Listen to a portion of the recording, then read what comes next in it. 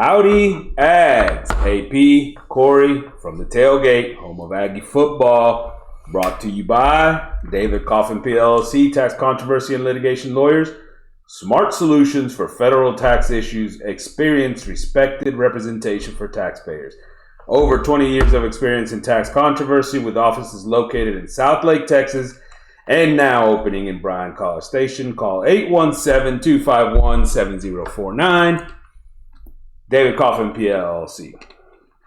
Folks, don't forget to email us at agstailgate@gmail.com. Visit us on the YouTube channel. Make some comments on that. We will get you on the show. Please subscribe. Always a big deal. Corey, a couple of announcements to start off with. Yep. We have joined the Pigskin Podcast Network. Yes, we have. TPPN, just in case you haven't seen it behind us. It's also in the logo. If you go to check us out on Facebook and everything, you can see it there as well. The Pigskin Podcast Network, pretty big deal. So we're pretty excited about that. Part of that deal is DraftKings that, as we'll talk about more later on, right? Right. So, beautiful thing. Pigskin Podcast Network, folks. Check it out. All right, let's start off with some comments from the viewers. A couple of new subscribers, Corey, Donald Kitchell, Johnny Lopez joining the show. Welcome, folks. Hope you enjoy it. Asian Persuasion with a couple of comments says, just really loved our podcast this past week. He said, great job. He also commented on a couple of the players that have sort of transferred out. So, Denver Harris, biggest loss in his opinion. It's a big loss. Real solid year before the suspension. Probably would have been the Jalen Jones replacement. Obviously, right now we're working to rebuild the depth at cornerback. Mm-hmm. So it will be felt. It's not as hurt now with Grimes coming in, but at the time we didn't know about Grimes, so yeah. Look, and I think that he's the sort of talent that probably could compete with Grimes for the starting spot next year, this coming year, in 23. So that is pretty big. I do agree with him. I think that you're looking at a situation where he's a guy that could definitely get on the field, and he will contribute. Where is at LSU where he's going? LSU, is that where he's going? Okay. Also says Adelier will probably not beat out Stewart, who obviously flashed a bunch. So LB Overton as well. It's not so much in beating them out; it's the rotation. It's the depth. It's what we talked about. I mean, we still have a lot of depth at D line. So I mean, yeah. And Adelier, I loved his motor. The guy was all over the field. He was incredible motor. And wherever he goes, I think it's Michigan State. He's going to do great. I agree, and he'd have been in the rotation for sure. Yeah, he's too talented. He's too talented not to have been. It's like saying Diggs isn't going to play. Right. Diggs is going to play. Yeah, those guys are going to have a spot on this defense. I mean, they got Hicks coming in. He's going to play. He's a freshman. I mean, but to his point, Adelier is probably a guy that with the guys that you have around him and on the roster still is not going to be missed as much as Harris, for example. Right. Yeah, I see what you're saying. He did also say that he thought Russell was a sort of bigger loss than White because he started to produce some big plays this past year in spite of the fact that he's inconsistent still. White just hadn't progressed really since his sophomore years. Sort of the point. I thought Russell, he just seemed out of position too much. He didn't seem as athletic as White did, and I think we discussed that before. But, it sucks. Yeah, I think, look, as you look at those two guys, neither one of them took a step forward really this past year. I think maybe Russell did because, and maybe that's his point. Russell took a step forward from the year before where he didn't get on the field hardly at all, right? He made some big plays. White sort of stayed stagnant. He was probably ahead of Russell coming in, but he sort of stayed stagnant and maybe even took a step back.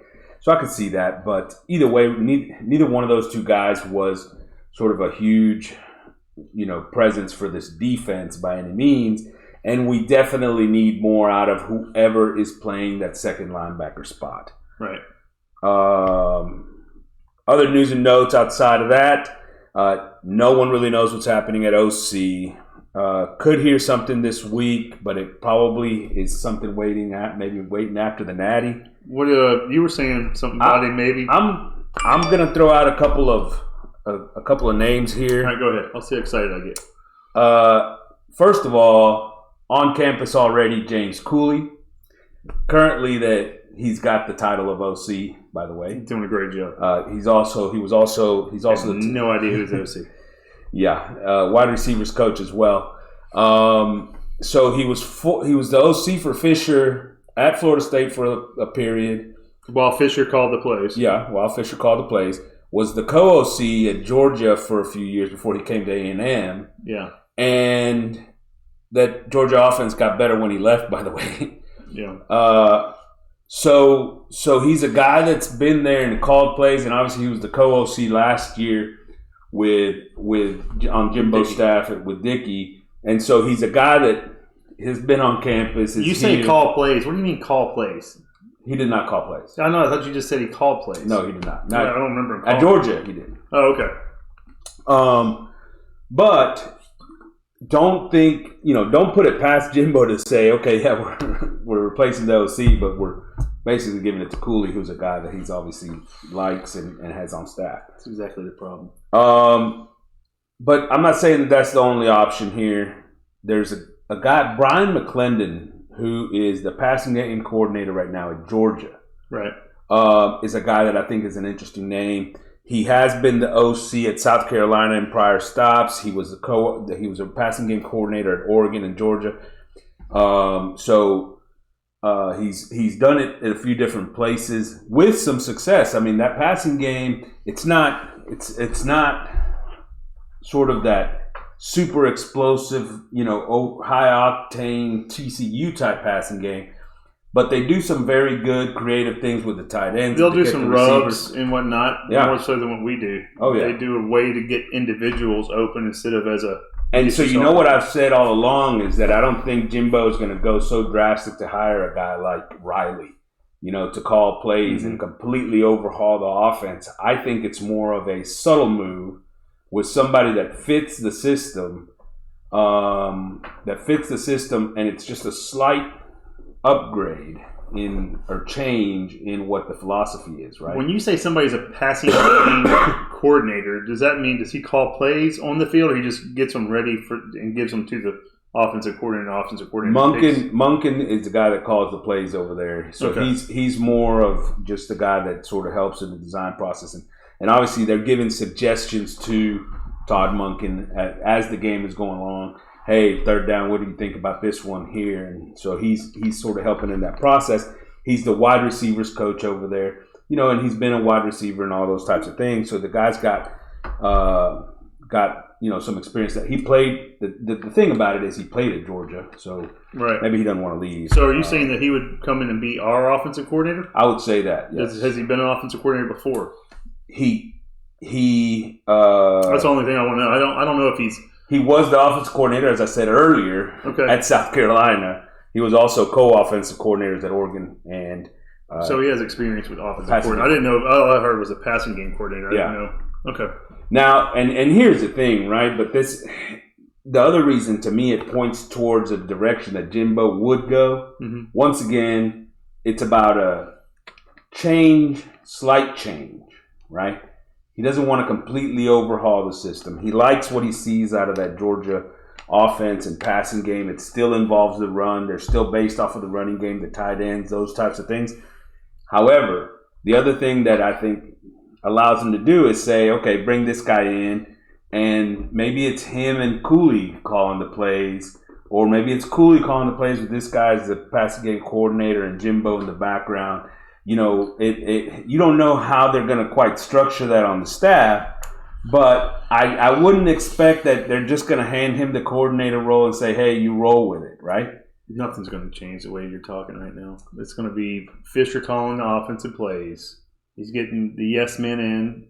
It's going to be the same. That's what I'm worried about. I think that he don't want to change his system.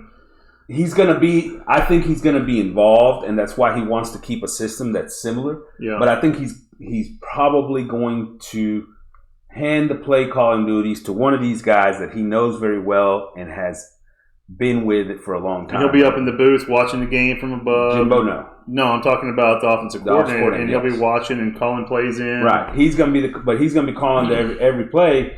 Jimbo, of course, is still going to have input, right? And we're not going to be calling 3 timeouts in the first 5 minutes of the game? Let's hope not. That's okay. That's different. That's game management. So those are a couple of guys. I don't know why I keep coming back to the connection with Georgia. Right. But I think it's because they still run an offense that's somewhat similar to what Jimbo wants to run in a pro style, run-based offense. You see what I'm saying? Right. As opposed to going Riley at TCU and we're gonna chunk this thing all over the place. Now, mind you, they ran the ball pretty good this past year. But you don't have any like big names jumping out there like we had talked about before, like names that we really can recognize. Names that people like were throwing out there. Katrina. Not Jimbo, mind you. Right. I don't think those are Jimbo's names. Right. Yeah. These are names that the media, the people. The guys from North Carolina. Right, that they were throwing out there. Yeah. I don't think those are Jimbo's names. No. I think this is a more Jimbo name. I got you. So you'd be happy with this hire? I would be happy with this hire if it also included play calling duties, yeah. Gotcha. Because, that's a huge, just the play calling duties. Look at Heupel over at Tennessee. We've talked about it for over a year, right? We've talked about it actually since Jimbo got here, really. What about his play calling? The fact that, not just his play calling, but the fact that he's got too much to work to do to also be the primary play caller on offense, right? There is too much for a head coach at a big-time college program to do for him to also have the focus and necessity to call the offensive plays. He can't pay attention to what's going on the field during the defensive time. He needs to do his job. If he can't make the adjustments offensively at the same time, right? Well, he's too busy yelling at the quarterback the whole game. Yeah. Why didn't he yell at the offensive coordinator? That way, and it goes downhill. To me, that's the reason. Look, if he were solely the play caller and solely the offensive coordinator and this and that, hey, maybe he does a better job with that. But we'd probably have somebody that could do a better job with managing timeouts, with looking at situational stuff on the field, with all those little things that also come up in the midst of a game that a head coach is responsible for, right? Right. And in these situations now, especially in transitions, how often did we have like a timeout that they called as they were transitioning from defense to offense? It's like, you shouldn't have that timeout right there. That should never happen because a coordinator is already dealing with that. The head coach is dealing with all the transition stuff. Right. The coordinator who's about to get on the field now can sit in there and already have the play calls and have everything ready to go without the head coach being involved. Because, I think Jimbo, if you break it down, is a good head coach. I don't think he's a bad head coach. Right. He's not good at giving people jobs and letting them do their jobs. Mm-hmm. If he did that, he'd be a great head coach. That's what Saban's learned how to do, right? Correct. Saban's turned over the offensive plays. He went from a running team to now they're more of a passing team, right? And but Saban was also, he was a defensive guy. A defensive guy, yeah. But he's special teams and defense. He hangs his hat on all that secondary. But But look how well they're doing. Other coaches that do that. Kelly, he does a good job at that, does he not? Yep. Everywhere these guys. Kirby Smart. Kirby Smart has, who's obviously a defensive guru and everything else and all the different things, but he doesn't call the plays. He doesn't call the plays. He's given that up. And he probably should have one. Maybe he should have the other day. But what he does is he does instill his sense of toughness and whatever on the way they practice and the details that they focus on and all those things. And Jimbo's going to continue to do those things as far as making sure that the details are taken care of in practice and those types of things. Right? That's about attitude. It's about how the team comes together. It's about all those things that really help a team and a coach can focus on. But we've watched Jimbo's practices over the last couple of years as many times as we've had the opportunity to, and the guy is 100% a quarterback coach. That's it. That's all he's talking to is a quarterback. He's not talking about guys who miss blocks or run wrong routes so much, but he's worried about the quarterback who he didn't see his reads. And you have quarterback coaches for that. You have offensive line coaches for something else. And Jimbo needs to be talking to these guys about stuff he's seeing everybody do. And he also needs to go spend time with the defensive line and the linebackers and the cornerbacks and the wide receivers and the offensive line and yada yada, because all those guys are technically coached by him, right? And they also need to see their head coach there from time to time. He has to continue to build those relationships. It can't just be one-sided. Because, I feel like we do a lot of Jimbo bashing, which he deserves on some parts.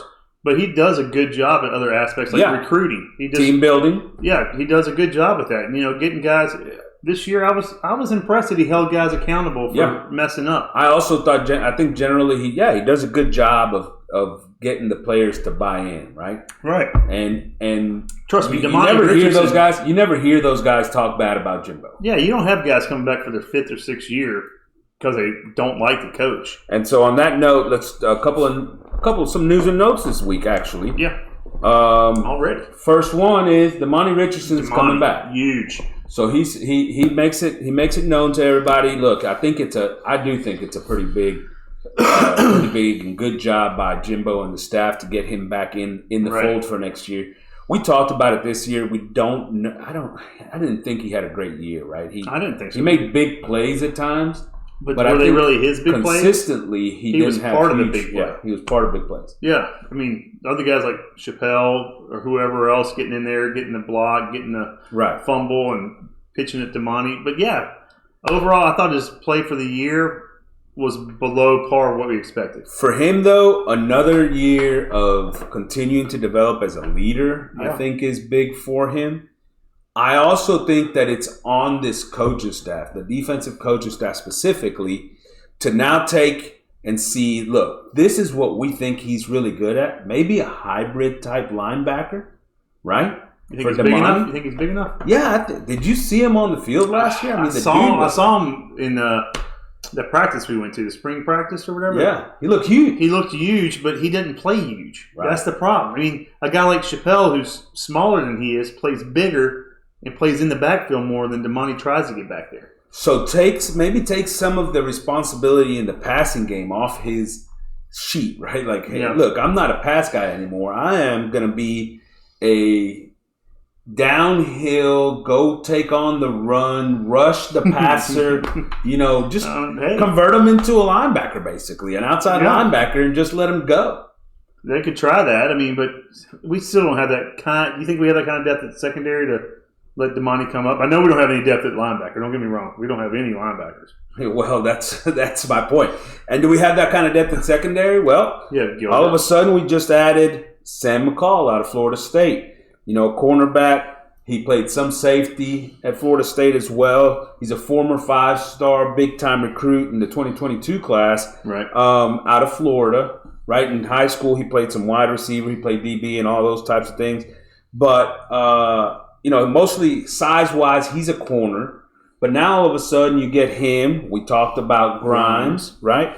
And the secondary starting to feel pretty good, right? A couple of freshmen, three freshmen to be exact.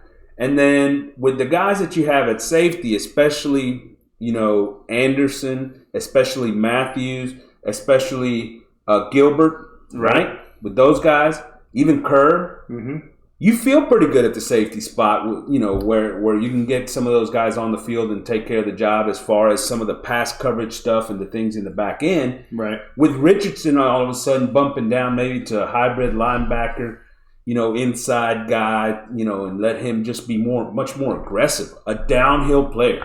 See, I hear what you're saying, but I like knowing what I already have. I know I have a good safety in Damani. Yeah. You see what I'm saying? I don't want to take that. I think we've got better safeties. How about that? Better than him? Yeah, I think that Gilbert and Anderson are going to be better safeties than Damani. I almost like Anderson better as that hybrid. Oh, I love Anderson. Because that guy, he's the guy that played in the backfield. He'll get in the backfield and take the hits. To me, he's so much better in coverage, right? So he plays that Antonio Johnson position out of the nickel.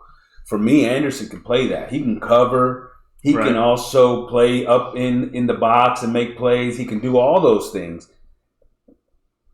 Damani, I think, is much more limited in the coverage side of things. Or he has been for us. I don't know what the limitations are. What's causing the limitations? Maybe it's the fact that they've got him doing too much. And so then you just take all the shit away from them, put them into, okay, here's your one response. Okay, you put you at deep safety. Can you do that and just that, right? Limit what the different things that he's doing, right? Man on man, somebody needs to, right? Yeah, we don't do that at all. Nah. And so to me, maybe it's a limit. It's a matter of, and he's been here for 4 years, so that makes it sound a little crazy. Like, why would he have problems with the different? Well, he's also changed defense coordinators in the middle, right? Coaches and all that stuff. Yeah. So the question to me is, would he be better off if you just took the one thing or two things that he was the best at and just did that? See what I'm saying? Yeah, I see what you're saying. But I mean, because I'm also trying to give him. You want to get your best players on the field. Is that what you're trying to do? And not only that, I'm also trying to make sure that we're doing the best we can for him as far as developing from the next level, right? How am I going to get him? How am I going to get him into the NFL? Well, I got to have him make plays for them to notice him in the NFL, right? Well, he made plays this year. He scored 2 touchdowns? Yeah, 2 touchdowns. Another piece of this, obviously, Damani we just talked about with Sam McCall in the transfer portal, getting him out of Florida State, in addition to Tony Grimes. I mean, I think those are 2 really big additions at cornerback. Love it. Yeah. At cornerback, flipped wide receiver Raymond Cottrell from Georgia, 4-star, 6'2", 203 pounds, out of Milton, Florida. This kid's a good ball player, man. I didn't even know he was on our radar. Right. I had no idea. Just out of everybody sort of thrown up the flag with the recruiting stuff. Hey, there's our class. It looks good. Yeah. And here comes another addition. They said we're up to number 12 now. That's pretty huge. Yeah. For a smaller class, it's still. Yeah. You know, at 19 with McCall with Cottrell, I think get to 19. And that's a position of need. Wide receiver for very much a position of need. Yeah. You know, don't know. We still don't know what's going to happen with Anias, if he's going to come back, if he's going to go pro. Obviously, he comes back. I feel really good about the wide receiver position all of a sudden. We talked about it. Damani was we were on the 50-50, I think we said about him, and he came back. And we were about the same way with Anias, weren't we? Yeah, I think I probably felt more about Damani coming back than I did Anias. I still think Anias, with what he's shown on campus, I think he will get drafted somewhere because he's such a football player. See, I don't know if he'll get drafted or if he's going to be more of a undrafted free agent, which is it worth him to go to the next level if he's an undrafted free agent? Not as an undrafted free agent, but I think if he's a draft pick, I think it could be worth for him because at some point age does factor in. Right? We'll have to call Mel Kiper up and see what's going on. We'll see what he says. Yeah. So those are some good additions, and we'll talk a little bit later on about sort of where the roster still sits. Today we're going to start and go back through some of these bowl games, but before we do, DraftKings Sportsbook, an official sports betting partner of the NFL, is my go-to when betting on the NFL this holiday season. I love those 6-17 parlays. I love betting just a little bit to win a lot. I love the easy, fast payouts. The DraftKings is awesome. Awesome when it comes to all that. Right now, new customers can bet just $5 on any NFL team to win their game and get $150 in free bets if they do. Check it out. Right now, everyone can earn up to 100% boost with DraftKings stepped-up same-game parlays. Go to DraftKings Sportsbook app, place a same-game parlay, and combine multiple bets like which team will win, player props, point totals, more. The more legs you add, the bigger the boost, the bigger your shot to win big. I love just risking a little bitty $5, 5, 30, whatever, and then winning like 300. Hey, that's my kind of thing. Do it all the time. Call to action. Download the DraftKings Sportsbook app now. Right. Use promo code TPPN. Place $5 bets on any NFL team to win their game and get $150 in free bets if they do. Only at DraftKings Sportsbook with code TPPN.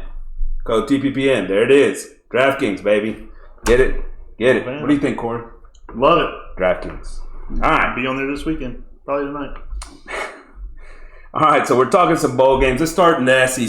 SEC at this point is 6-5 overall. Still one game remaining with Georgia, TCU in the Natty. In the Natty, we'll talk about that one a little bit later. Let me tell you, my bets on bowl games hasn't been good. No. I bet you that the SEC has let you down a few times. Quite a few. Look, some losses that probably were. Oregon State beat the mess out of Florida, right? Florida's, all their offensive players were gone. Yeah, Richardson didn't play. Richardson didn't play, so not necessarily a surprise. Wake beating Mizzou, not necessarily a surprise, right? Wake. Hartman played the quarterback. We weren't sure about that. Yeah. So 27-17 on that one. Yeah, I took Missouri. Look, Arkansas and Kansas was an awesome game, 53-55. Yeah. Arkansas was up ahead quite a bit, and Kansas gets an onside kick. They get a turnover at the end, and boom, boom, boom, tie the ball game, and then go overtime. I mean, but what an awesome game. It was crazy. But a big win for Arkansas, by the way. KJ Jefferson, who will be back next year, played a real nice game for him. He stays healthy, man. That guy's he's a player. Yeah, absolutely. He's a player. Yeah. And you know what? He's gotten better every year he's been there. He's not looking to run as much, though. Right. Yeah. And I would expect him to take another step next year, going into his last year over there too. I hope not. Texas Tech beat the mess out of Ole Miss. Your boy Lane Kiffin. They didn't look like they wanted to be there at all.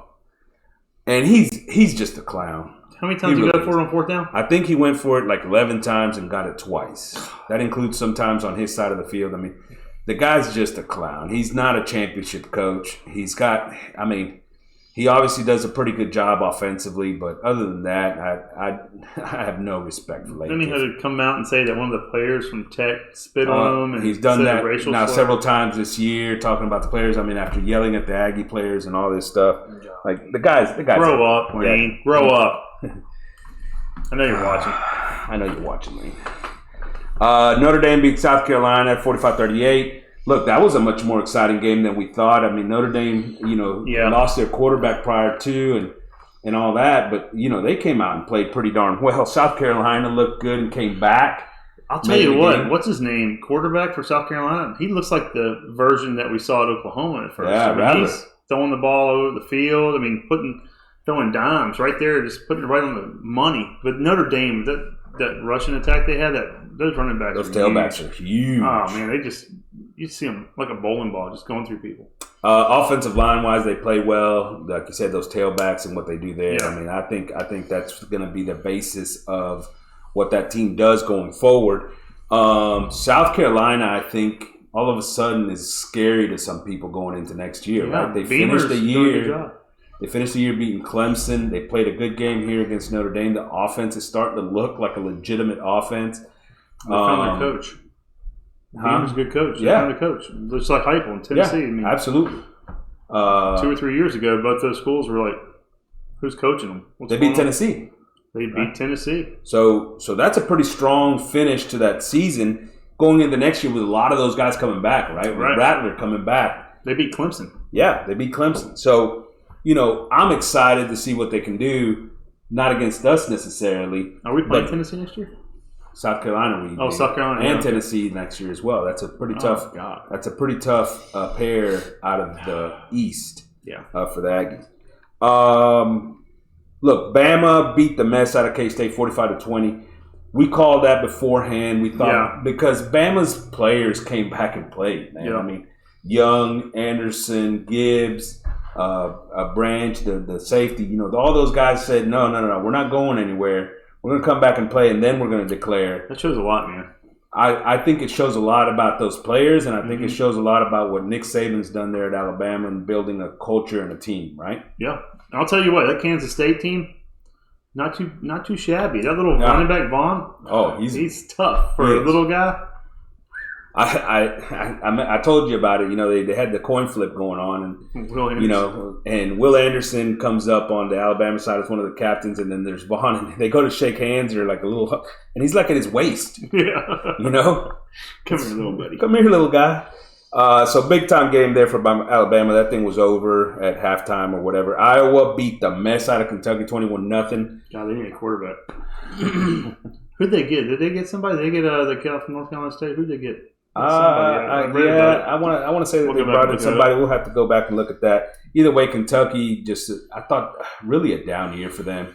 Yeah. Not just Levis. I mean, the offense definitely took a step back. They replaced their offensive coordinator this past year, and I think it hurt. Yeah, we expected a lot out of Kentucky this year, didn't we? Yeah, I thought so as well. They had that running back coming back too. And LSU beat the dog mess out of Purdue. Oh, that was ugly. 63-7. They hit the over basically on their own. They did. Pretty impressive on LSU's part as a bounce back after losses to Georgia and Texas A&M, obviously. Right. To come in, Daniels has a good performance. They're able to do some things, and they just absolutely. They used both quarterbacks in that game. Neuenberger, whatever. And Daniels is down, so he's coming back, right? He's coming back. They did lose Boutte, who didn't even play in the game. He's going to the draft. But they used a number of wide receivers that had nice games. They have a lot of talent. So there's talent there. Kelly's doing a great job. The one thing I would think for LSU is that those guys are going to now be in the second year with Kelly, so that's just going to help that team, right? Who would you rather have, Chip Kelly or Jimbo? If you had to pick right now. Let me say this. I don't like Chip Kelly. I think Chip Kelly's a douchebag. There you go. But I like him as a coach. So you take him over Jimbo? You got Jimbo, Lane Kiffin, and Chip Kelly. Who you taking? I'm probably taking Chip, to be honest with you. But I mean, what he did with that team this year, it's pretty impressive. They won the West. I don't like the guy. I don't like him at all. And you know how I feel about Kiffin. You love Kiffin. So there's that. Mississippi State, a win in honor of Mike Leach, 19-10. That's a group there that really obviously was trying to play for a coach that they really loved and cared for. It was a really emotional game. Yeah. Did you see what they did with the helmets? They put the pirate on the helmet and ML underneath. So did TCU. It's pretty cool, man. Yeah, it is pretty cool. Let's talk about this Georgia-Ohio State game. Actually, let's talk about the Tennessee-Clemson game first. Okay. Tennessee 31, Clemson 14.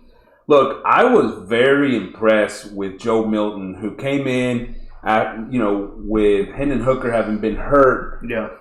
When he started last year, he just didn't look good throwing the football, right? He could not complete a pass to save his life last year. It was all run, and that offense struggled at the beginning of the season with him in there. When Hooker came in and started throwing the football, that's when they blew up. Right. Being in that system with Heupel, Milton is better. Milton's talent, man. He's a big guy. We said it the other day. He's like 6'5", 240, 245. It's a big man. And he's grown as a passer. And he's athletic. Yeah, he's grown as a passer. I mean, he was supposed to be the guy starting when he and Hooker came there. And so, I mean, it's not like they don't have talent. And he's going to be back. Is Hooker back too? No, I think Hooker's gone. Now, here's the thing. That to me, that's a compliment on Josh Heupel. Yeah. He's taken these guys that elsewhere, Hooker at Virginia Tech wasn't any good, right? Yeah. And this guy at Michigan wasn't any good, right, Milton? Right. And he's taken them both, and all of a sudden, they look pretty decent. Yeah. Well, Hooker looked great. The whole Tennessee team looked good. Yeah. So I'm impressed with what Heupel's done there. We'll see if he can be consistent next year as a starter for Milton, right? But he had 251 yards passing, 3 touchdowns. Yeah. On the other side, for Clemson, the freshman looked like a freshman, right? Yeah, he did. He had the 2 interceptions. He just looked uncomfortable the whole game. I don't know, and we've talked about this for the last 2 years for the offense with Clemson. I didn't like their offensive coordinator last year. This year, they still look just a little even off, with that right? Ugalele or whatever, they didn't look good with him or this Cade guy. I mean, just and I like their players, right? They got a good Shipley is a good running back. The other guy behind him is pretty good. They got some weapons on the outside, young weapons on the outside as well. But yet that offense just never looks smooth, right? So big win for Tennessee in a game they weren't favored in. Right. Big win that wasn't even really that close. Right. Lost me on that. Georgia, Ohio State, 42-41. look, Ohio State leads throughout this game, right? And then there was a period there where it was kind of back and forth there at the end of the first half, and then they pull away a little bit more again, and somehow Georgia wins at the end. Ohio State misses a field goal. Well, Georgia missed a couple field goals. Georgia misses a couple of field goals. You know, look, and you look at the numbers, right? You look at the numbers for the two quarterbacks. Bennett, 23 of 34, 398 yards, 3 touchdowns, and an interception. The exact same 23 of 34 for Stroud, 348 yards, 4 touchdowns, no interceptions. You're thinking, man, those numbers look pretty good for Ohio State. Look good for both teams. Right? Yeah. Ohio State can't run the ball. But they couldn't run the football. Yeah, they couldn't run the ball. I mean, Georgia, that defense, which I was expecting more pressure. Yep. Is Stroud not sitting in that pocket all day long, it seemed like, and just pick his receivers? Like, I'll just give him time to get open. He'll get there. So, out of all the things that we've heard about Georgia's defense all year long, right? How good this group is, and they were good. Pretty good at times during this game. Yeah. Oh yeah. At times during this game. But like you said, Stroud had all day to throw. If it was a 4-man rush, on passing Ohio State just absolutely dominated them up front. I didn't see anything from Jalen Carter, this supposed number 1 draft pick. I think he had no effect on this game. I didn't see him. You and I were looking for him the whole game. Like, what's he doing? I'm not saying he got manhandled. He just wasn't the dominant factor I thought he'd be. And I don't know if at some point Ohio State got a little bit conservative trying to run the football at the end, right? But at the end of the day, they scored on 5 of their first 8 possessions, scored touchdowns on 5 of their first 8 possessions, and then they didn't score a single touchdown in their last 5, right? And I thought they got a little conservative. They handed the ball off a couple of times more than they would have normally, because for them, what got them going and the only thing that kept them moving was exactly that. Stroud was sitting there, CJ Stroud was sitting there with all kinds of time in the pocket, and those awesome receivers like Buka and Harrison, obviously, were getting open over time, right? And they were making big plays there. Because it seemed like Ohio State was getting more pressure on Bennett than Georgia was getting on Stroud. Oh, for sure. And it just didn't make any sense to him. It's like the script was flipped. Yeah. And I didn't see that coming. Then that big tight end for Georgia got hurt. Washington. That was a big loss. Harrison got hurt during the game too. And Bowers didn't seem to be the guy I thought he'd be in that game. I thought they'd get the Bowers the ball more because he's so dominant. He was clearly a focus of that Ohio State defense, right? Because they use him in so many different ways and doing so many different things. Whether it's handing him the football, screens, and passes down the field. Obviously, different things, but I don't know if Ohio State made him such a focus of their defense or if Georgia didn't really game plan to try to get him the ball in whatever way possible. But Georgia did get the ball to they were trying to get to the wide receiver guys. Yeah, their wide receivers looked really impressive. I wasn't expecting that at all. That might be why they got flipped. He's like, man, he's pretty good.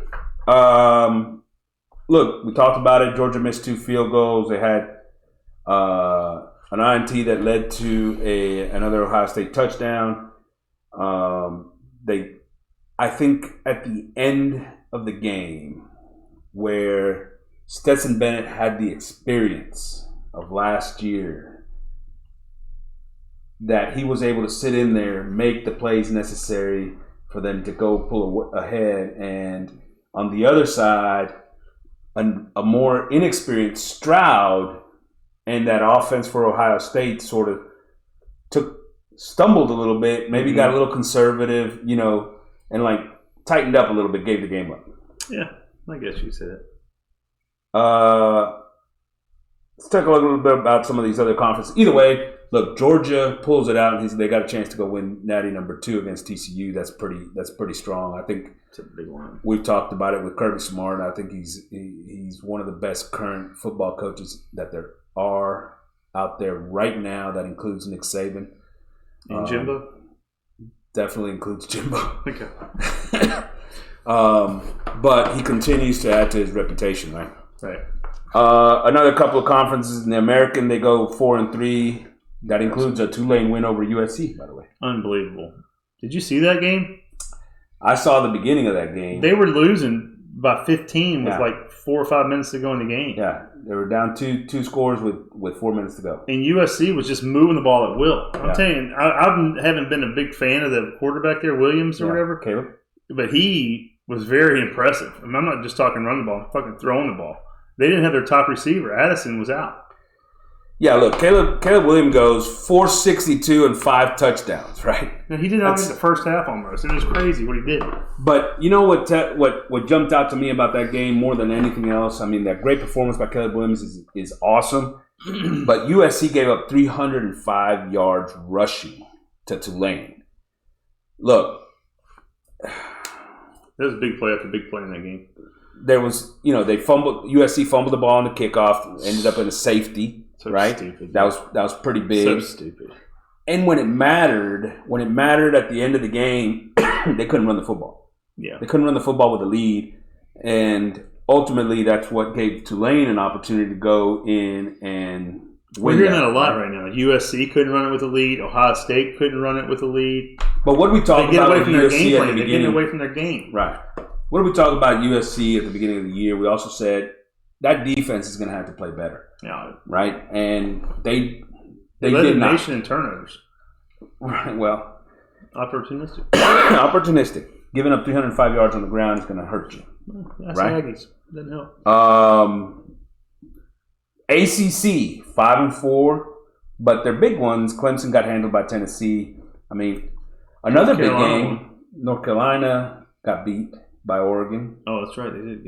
Florida State looked good with a win over Oklahoma.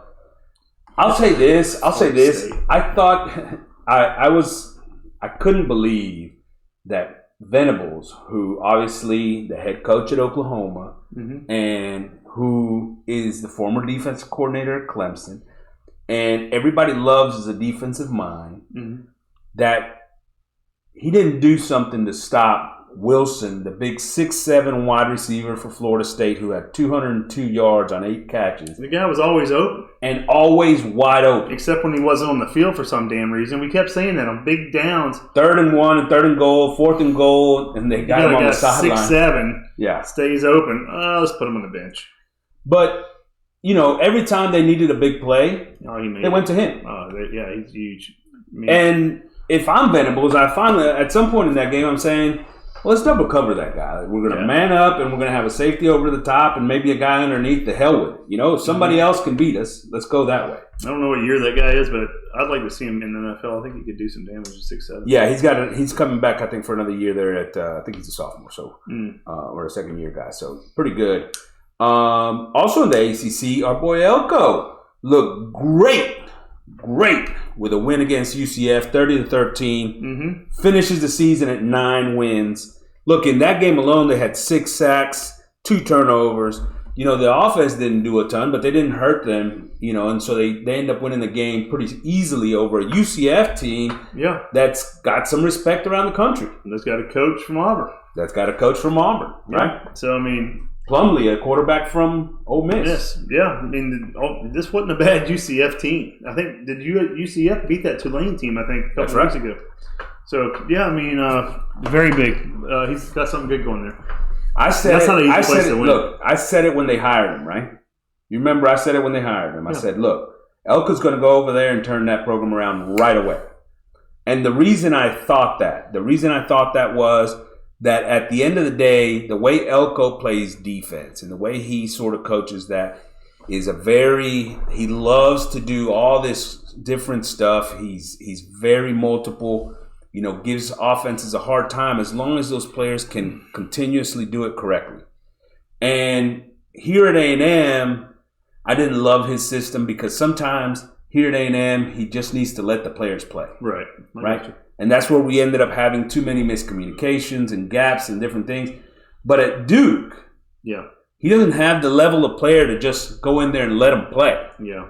He needs his system to give them the best chance to win. Right.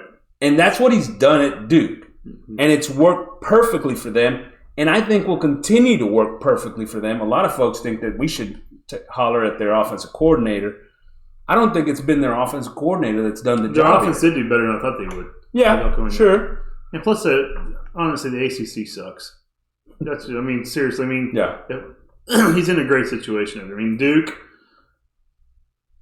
It's a hard place to win. But they won games out of the conference too, right? They played well at the beginning of the year. Yeah, they didn't play anybody big. Yeah, not big, but big. But I mean, CF. Boston College was down. You got teams like Louisville. I mean, you got some crappy teams. Miami.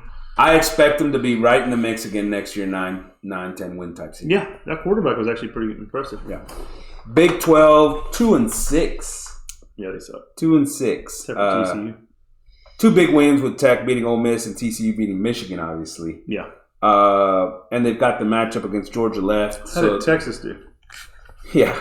So Texas loses to Washington 27-20. Oh. You know, if you watch that game, we expected that thing to be a super shootout, right? Yeah. Washington's one of the top scoring offenses in the league, obviously, in the country. And Texas has had a big, they scored a bunch of points this year. They had the quarterback playing. Ewers is playing. Now, they didn't have their 2 tailbacks, right? Yeah. Bijan and the other one, Roshan, both out, getting ready for the NFL. Both of them? Both of them. But here's my thing, though. They still didn't run the football. And I think that's been a consistent sort of theme with Sark over there at the helm is they fall in love with the passing game, right? Mm-hmm. And in this situation, they couldn't convert on third downs. They were 6 on 15. They couldn't run the ball. They only 51 yards. Mm-hmm. And I think it hurts them. It hurts them as an offense to be able to do that. Or to do that, and ultimately, Washington converted and made the plays they needed. I'm really surprised the game was as low scoring as it was because Washington has talent at quarterback. Penix from Indiana. Yep, and they're all coming back next year, is what I hear. Another game in the Big 12, Baylor just absolutely gets drilled and annihilated by the Air Force. To me, that's embarrassing. It is embarrassing. They couldn't move the ball at all. Yeah. Chapin, I don't think, is a very good quarterback. They chose him over another guy right before the season, and the other guy ended up transferring. Yeah, they didn't quit football together. Did he? And so he went to Utah or somewhere. I can't remember where it was. Somewhere. Yeah, but either way, that Baylor offense looked horrible against Air Force, which you can say all you want to. They're disciplined. They're going to do all these things, but they're not anywhere near the level. You know what they're going to do. Yeah, they're going to run the ball. Then they're going to do 1 or 2 play action passes for deep. Yeah, sometime during the game. It's just frustrating. And then obviously we talked about K-State. That was sort of predictable. Big 10, 5-4 overall, but the 2 losses in the college football playoffs sort of puts a damper on what they've done. Their best win was Penn State in the Rose Bowl over Utah, who I don't know, didn't look great in the Rose Bowl. It's like they were disappointed. Yeah, they lost quarterback at some point early, right? Well, third quarter, yeah. At it was Penn tied. State, it was 21-14 when they lost them. Yeah.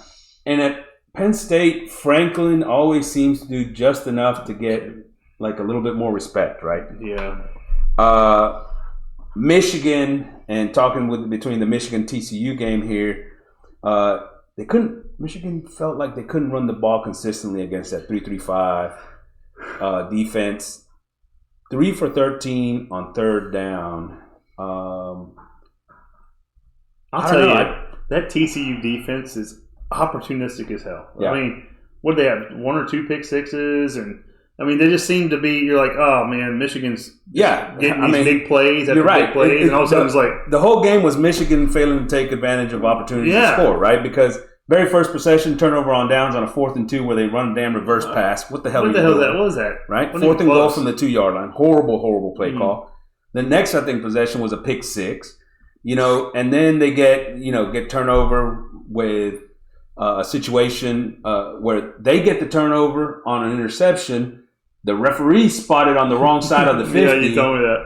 Then they throw the damn pass 4 yards further back, right? And they throw the pass. It should have been a touchdown because the guy bobbled it when he first caught it. By the time he caught it, he was in the end zone. But they reversed the call to not a touchdown, get the ball at the 1-yard line, where the very next play they fumble it and go the other way. It's just the damnedest thing. I mean, TCU, they played a good game. They played their butts off. And that quarterback, Max Duggan, that guy puts it all out there. I mean, he doesn't have great stat line. If you look at it, I think he's like 14 or 15 or 29 or 30. 14 or 29 for 225 and 2 touchdowns, 2 interceptions. Yeah, I mean, that doesn't...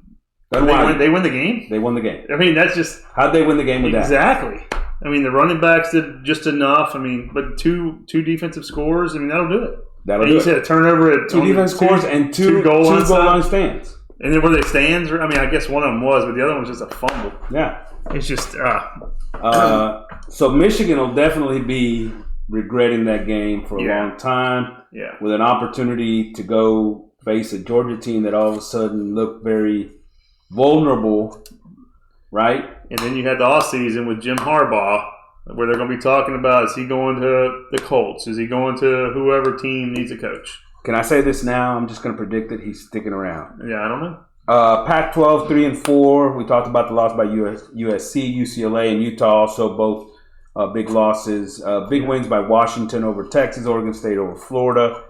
So sort of neither here nor there. Nothing really all that spectacular. You didn't really, get much excited about that.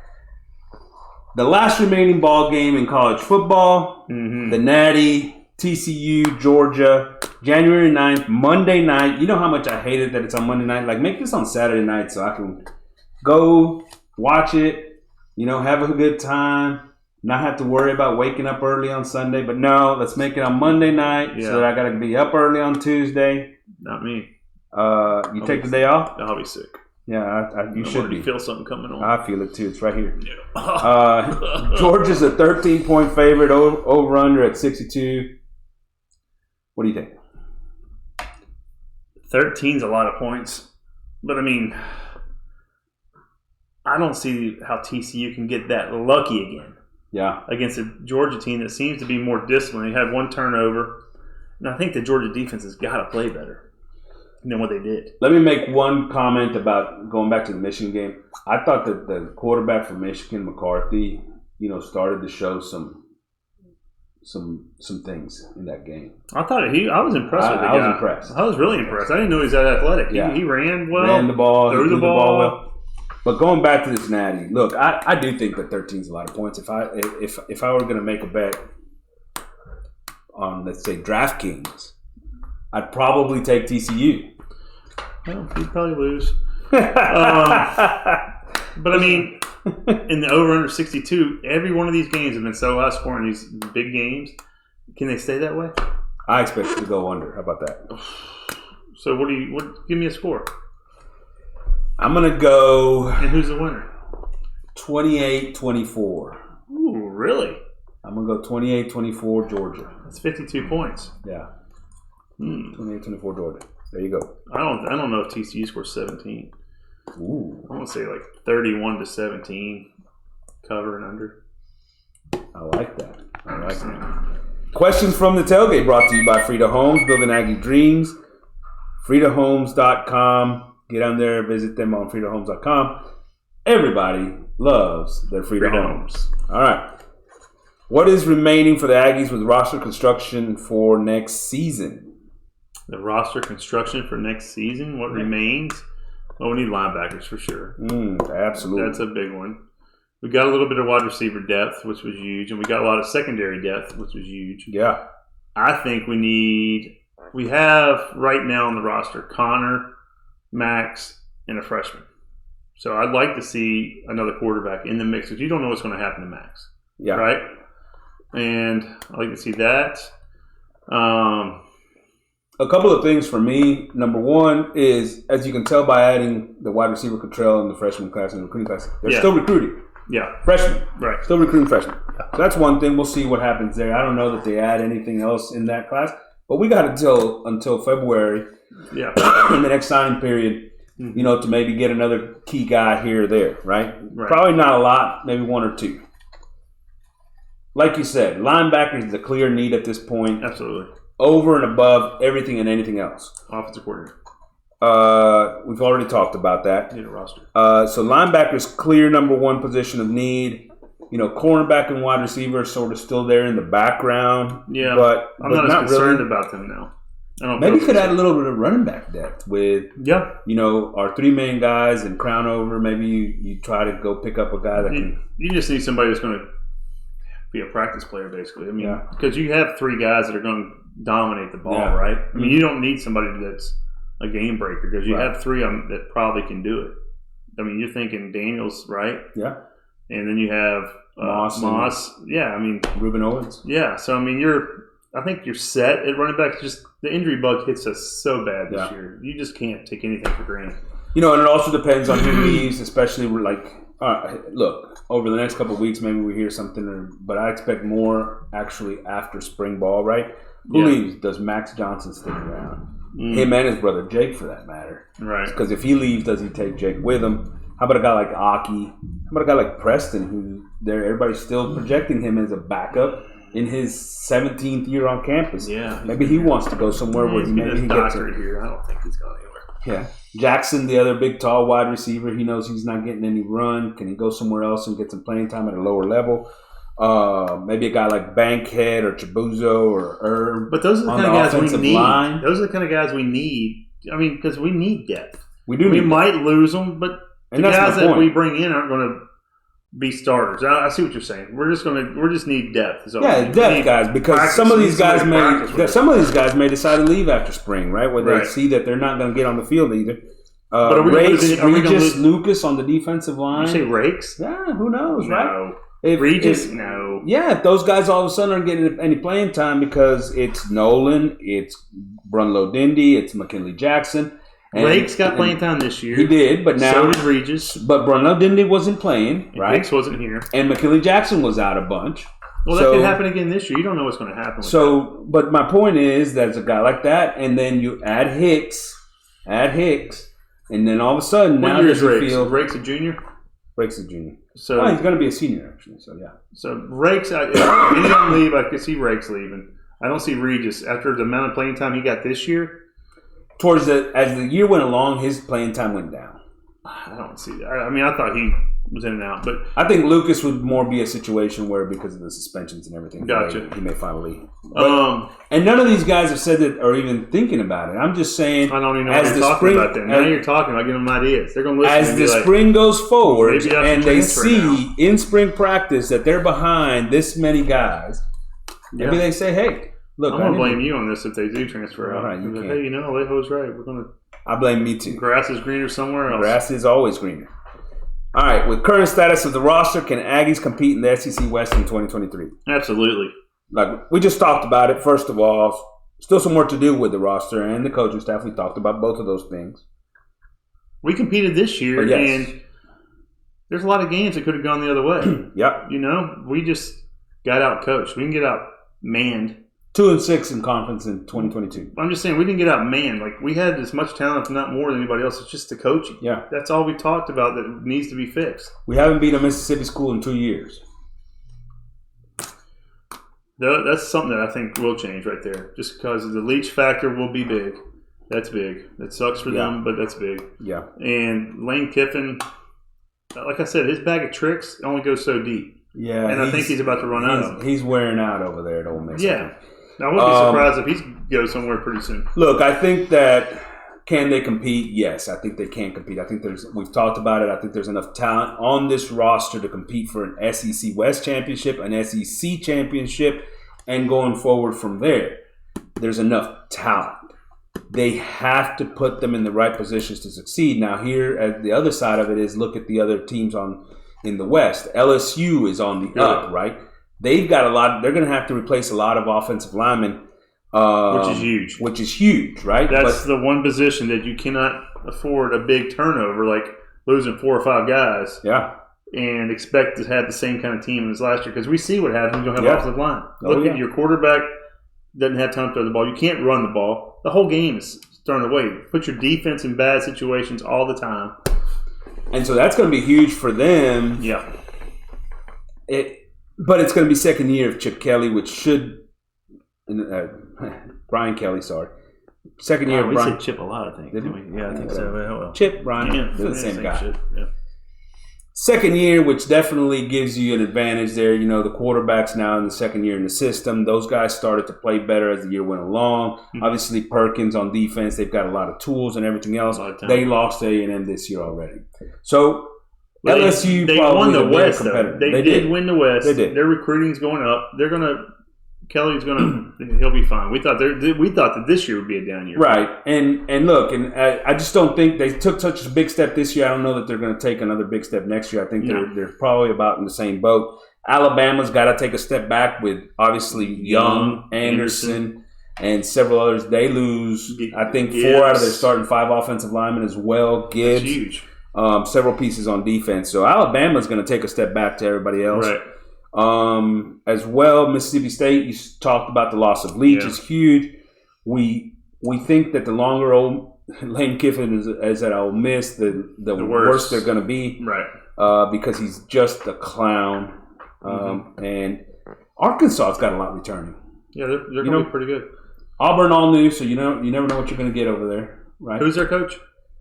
Oh, who did they end up hiring? Did they hire somebody yet, or is it still Cardell? No, it is Cadillac. not Cadillac. It is no longer Cadillac. They did hire somebody. I can't remember who it was. Well, I'm not worried about that. I don't expect them to be. But the East, I'll tell you what, the East is a beast right now. Georgia, Tennessee. I mean, South Carolina's on Florida's the up. going to get better. Florida. Hopefully, I mean, you still got your bottom, Vanderbilt. Right. But even Vanderbilt came up and had some good games at the end. I'm expecting Kentucky to be down next year because they're losing Levis. But, Stoops always seems to do better when they don't expect anything. Yeah, and this year they expected – which team? Missouri? I mean, Missouri was – But the West is very winnable.